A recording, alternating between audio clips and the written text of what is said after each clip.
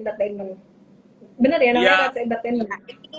ya Rans Entertainment juga kita pasti pengen ke arah ke sana juga karena banyak perusahaan-perusahaan yang IPO, kita juga lagi pengen ke sana tapi kita belajar juga sambil kita kalau udah IPO itu kan berarti kan sudah dimiliki oleh publik dan juga saham kita harus belajar tentang saham dan kita juga memang ingat juga kalau untuk kayak saham-saham gitu jangan karena kata orang memang kita harus belajar kitanya juga harus benar-benar detail mempelajarinya itu yang paling terpenting jadi jangan kita misalnya aku nih kayak gosip-gosip mau IPO aku juga bukan aku IPO karena orang lain mau IPO karena orang lain banyak yang IPO tapi aku juga sedang belajar kita juga kan misalnya mau beli saham jangan kita beli saham karena si Raffi nih beli saham ini jangan juga kita belajar juga tentang saham itu ya jadinya itu yang harus kita pahami bersama-sama tuh anak generasi sekarang kita harus mempelajari karena memang sekarang bisnisnya itu udah bergeser jadi saham itu satu hal yang seksi yang perlu dipelajari juga untuk anak-anak muda sekarang. Sehingga kalau pinter-pinter kita nyimpen duit di saham-saham modal yang memang growth-nya bagus, kita pelajari semuanya fundamentalnya bagus, pasti kita akan ikut bagus juga deh duitnya. Cielah. Oke, cakep-cakep. Dulu kan Raffi pernah mention ada satu saham ya, aku nggak usah sebut di sini nanti heboh lagi gitu. Ya, ada satu saham sempat di-mention Raffi. Teman-teman yang di saham pasti udah ngerti lah gitu. Dan kita tuh penasaran sebenarnya Raffi ini beneran beli saham ini nggak sih dan kenapa alasannya secara Ya, fundamentalnya gitu. Tapi jangan dibahas sekarang. Itu jawabannya besok aja jam 4 sore. Jam 4 sore besok ada acara Zoom bersama dengan Raffi Ahmad, Nagita Slavina, Mtrade dan juga dengan emiten DMMX ya. DMMX nih emiten apa ya, Raffi Nagita ya? Kira-kira terus ada kerjasama apa sih dengan DMMX ini kira-kira?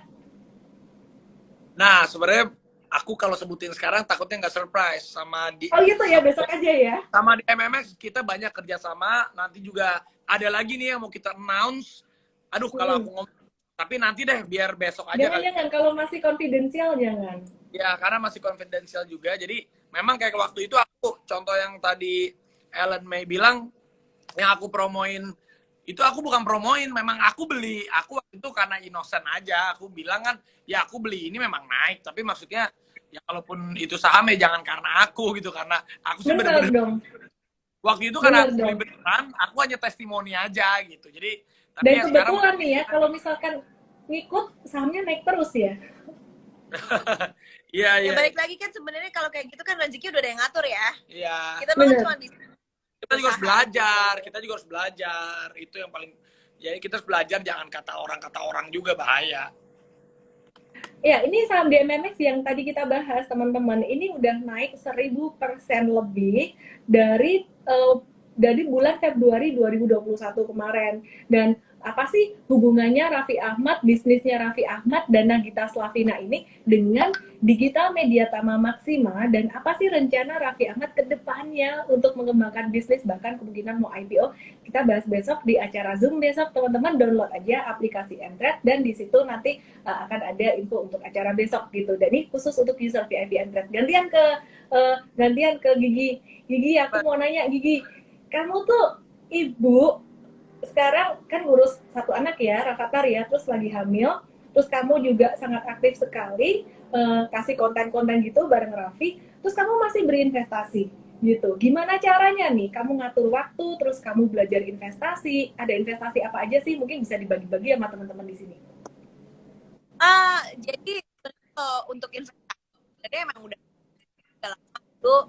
Zaman dulu aku kuliah kebetulan ambil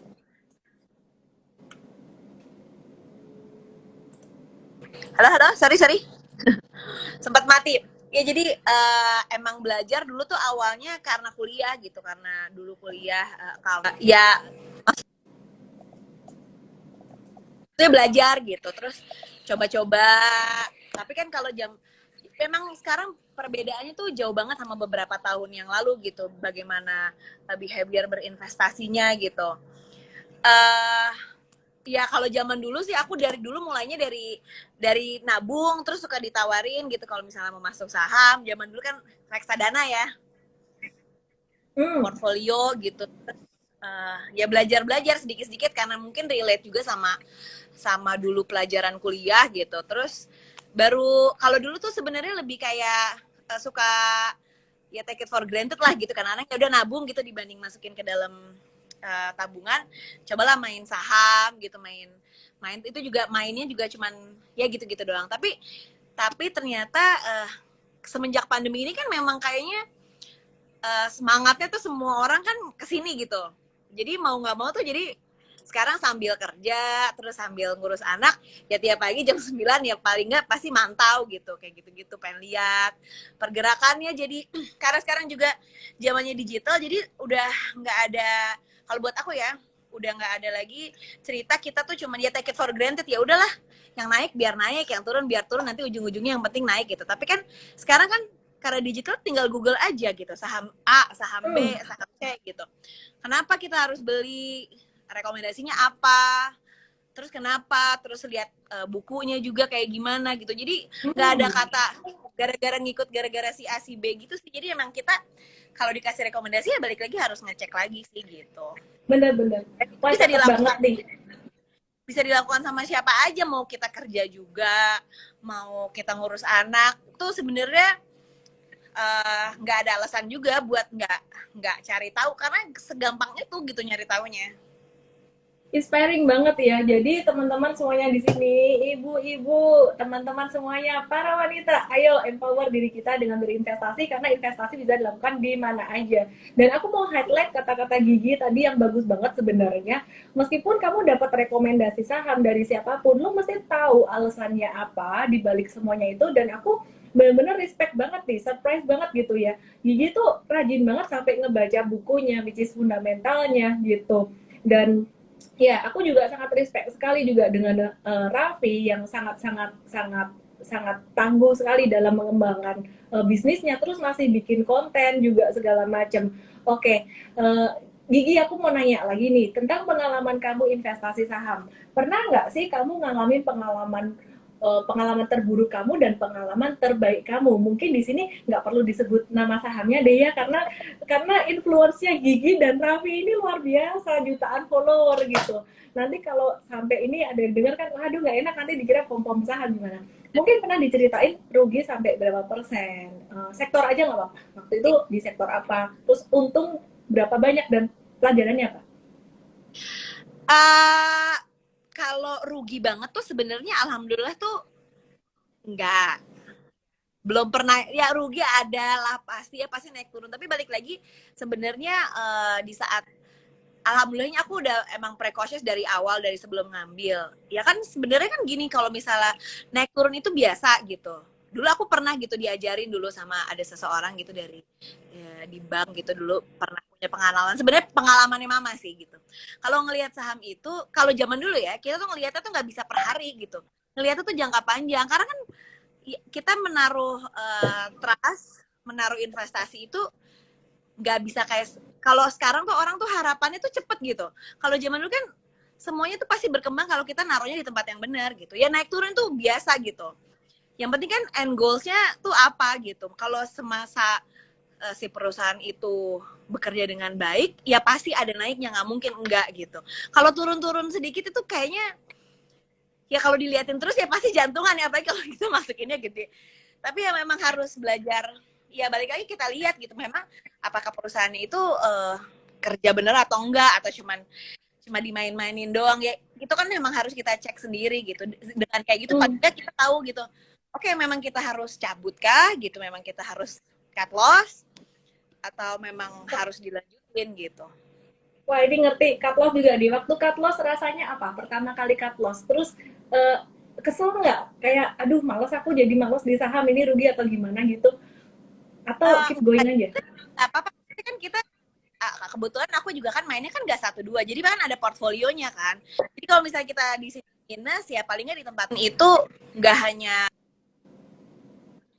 main saham aja gitu, semuanya pasti akan ada untung ruginya tuh udah pasti gitu. Jadi jangan selalu nganggepnya tuh bakal untung terus. Bener. Gitu. Usaha apapun gitu, kayak kita kerja kayak gini, punya perusahaan, mau kerja jadi karyawan gitu, pasti sama aja. Balik lagi semua pekerjaan tuh sama aja sih gitu. Ada risikonya. benar. Ini bijak banget loh, ini wise banget. Aku highlight ya. Sebenarnya semua hal di dalam hidup kita ini ada upside, ada downside-nya. Dalam investasi pastinya ada risiko. Dalam pekerjaan ada juga risiko. Mungkin ditipu atau apapun, risiko apapun gitu. Banyak hal lah. Teman-teman yang mungkin di entrepreneurship atau mungkin kerja kantoran pun juga mengalami hal yang sama dari ya banyak hal. Jadi teman-teman jangan cuma mikir cuannya aja, ingat-ingat dengan resikonya juga. By the way, kayaknya kita bakalan nyambung banget nih Gigi. Nanti kita ngobrol WhatsAppan, selain ngobrolin tentang saham, nanti aku kasih akses and trade seumur hidup gratis. Kita Waduh, diskusi tentang saham. Terus habis itu aku mau diskusi sama kamu gimana kulit kamu itu kinclong glowing banget gitu. Aku waduh. udah WhatsApp. Halo Rafathar. Halo, sehat. Hai. Aku juga udah nanam saham lagi baru. Ini udah mau lahir nih. Gimana Aku tuh? tanam saham baby. Aku tanam saham baby baby. Hobinya baby ya. Itu sangat menginspirasi buat bapak-bapak di Indonesia. Ayo rajin-rajin tanam saham baby malam ini. Aduh. Raffi, aku mau nanya nih Raffi. Kamu kan berawal dari seorang seorang yang sangat berhasil di dunia entertainment gitu. Nah, Raffi sekarang tuh kan ngembangin bisnis, entrepreneurship. Tantangannya apa sih? Terus pertama kalinya bisa ke entrepreneurship tuh gimana? Kayaknya tuh ya kalau aku perhatiin ya, kalau teman-teman yang lain, teman-teman yang sangat luar biasa juga di dunia ini selebriti Indonesia, itu bisnisnya antara fashion atau make up atau mungkin juga makanan dan seterusnya yang mungkin blue ocean banget yang teman-teman semuanya banyak pakai gitu. Tapi Raffi ini out of the box menurut aku, dimana Raffi dan Gigi ini ambil sektor bisnisnya secara digital ya, secara digital, dan dari tadi disebut digital terus. Pencetusnya apa yang pertama, dan yang kedua cara lo ngatur gimana? Ya Udah sebenarnya kan pada makan belum? kalau orang lihat kayak misalnya sekarang kayak orang lihatnya kan sekarang wah enaknya si Raffi atau si Gigi udah sukses, tapi kan mereka nggak lihat gimana pengalaman kita jatuh bangunnya. Kayak misalnya aku mulai berkarir itu dari tahun 2000, terus juga tahun 2000 aku masuk entertain. Tahun 2005 aku waktu itu mulai bisnis konvensional. Aku pernah buka kafe, aku pernah buka garment, baju, aku pernah bisnis kue, aku pernah bisnis snack konvensional, pernah kita jalanin, tapi kita mengikuti perkembangan. Dan sekarang juga udah ada saham. Kalau saham aku belajar banyak sama Nagita Slavina. Jadi yang paling tertentu itu ibaratnya gini, kalau kita jatuh sekali ya kita harus bangun 1000 kali. Jadi nggak pernah ada yang tiba-tiba langsung sukses. Sama halnya semuanya deh, mau bisnis yang konvensional, mau bisnis yang digital, mau sekarang juga lagi ramenya saham, pasti semuanya itu ada yang namanya gagalnya. Kalau kita nggak gagal ya kita nggak belajar. Justru dari salahnya kita, dari gagalnya kita itu kita harus belajar. Gitu sih intinya kurang lebih. Jadi kesimpulannya banyak trial and error nih ya. Dulu kan bisnisnya banyak macam-macam gitu. Kalau bisa disimpulkan sampai sekarang, mana sih yang menurut Raffi itu paling berhasil, bisnis yang mana? Terus boleh dong kasih tipsnya dikit buat teman-teman, kalau lo mau bisnis lo tuh berhasil tuh gini loh. Mungkin milih orang yang benar atau apapun. Pelajaran terpenting ketika Raffi merasakan, waduh, harusnya gue tahu ini nih dari dulu. Yang paling penting itu kita harus ngerti dulu. Kita harus ngerti dulu sama bisnis apa yang mau kita tekunin. Caranya kita mau mengertikan itu kalau kita mau mengerti, kita kan harus belajar. Nah, setelah kita belajar, setelah kita mengerti, kita harus kembangkan. Nah, gimana cara kita kembangkan? Kita mencari orang-orang yang bisa kita percaya. Karena nggak ada tuh yang namanya Superman. Yang ada itu super team.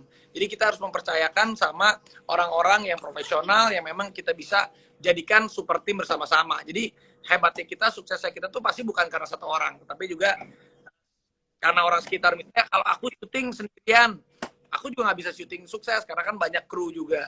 Saat kita punya company, mungkin kalau karyawan kita sedikit, suksesnya kita ibaratnya nilainya 7. Semakin banyak bisa jadi 8, semakin banyak lagi bisa 10. Jadi kita harus bisa mengerti apa yang bisnis kita mau lakukan, dan kita harus percayakan kepada orang yang memang kita qualify bisa berada di circle kita untuk membesarkan bisnis kita gitu. Oke, buat teman-teman yang baru bergabung, kita bukan lagi iko-ikoyan, tapi kita mau kasih knowledge buat teman-teman semuanya dalam berbisnis dan juga berinvestasi ala Raffi Ahmad dan juga Nagita Slavina. Di sini dari Raffi Ahmad, aku highlight satu hal yang sangat bagus banget tadi. Kita tuh butuh yang namanya super team gitu. Nah, gimana sih caranya Raffi memilih orang terutama dalam Rans Entertainment ini? Gimana caranya Raffi milih orang yang tepat, terus kemudian cara mengatur manajemen itu gimana? Yang efisien. Ya, terkadang kita itu kalau orang pintar itu banyak, tapi kita harus mencari orang yang wise. Kalau kata Nagita tuh, jadi terkadang kalau kita mencari orang pintar itu banyak, tetapi kan kadang kalau orangnya tidak wise itu yang paling berbahaya. Kalau orang tidak wise bisa menyia-nyiakan kesempatan kita, kepercayaan kita, bisa. Jadi kita benar-benar harus mencari orang kepercayaan kita itu selain pintar tapi juga dia wise gitu. Itu yang paling penting sih kuncinya. Kita kan mau sharing-sharing ya bersama dengan Mtrade di aplikasi kita ya, teman-teman download aplikasi Mtrade tentang edukasi tentang finansial dan juga khususnya saham, investasi saham. Kira-kira tuh Gigi sama Raffi mau cerita tentang apa sih besok? Bocorin dong dikit-dikit.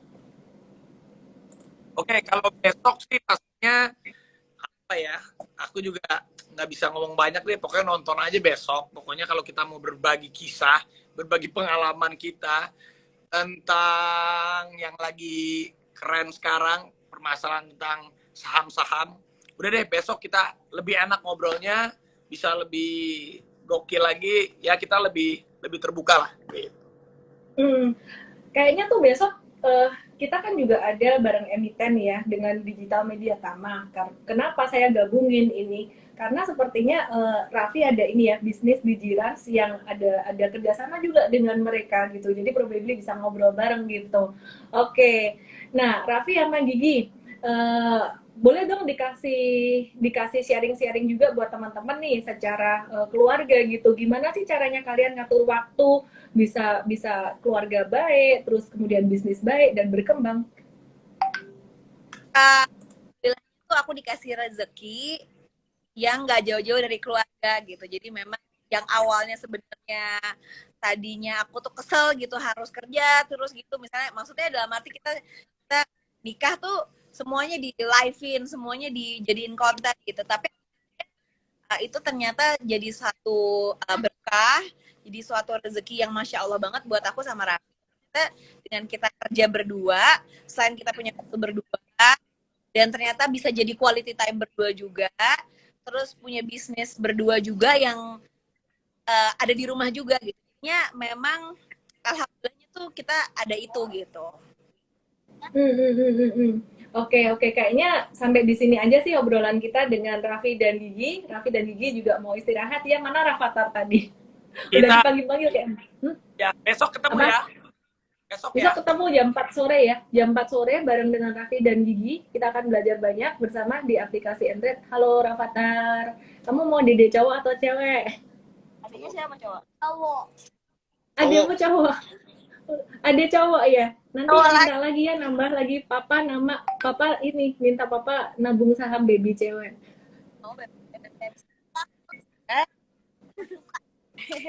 Setahun satu.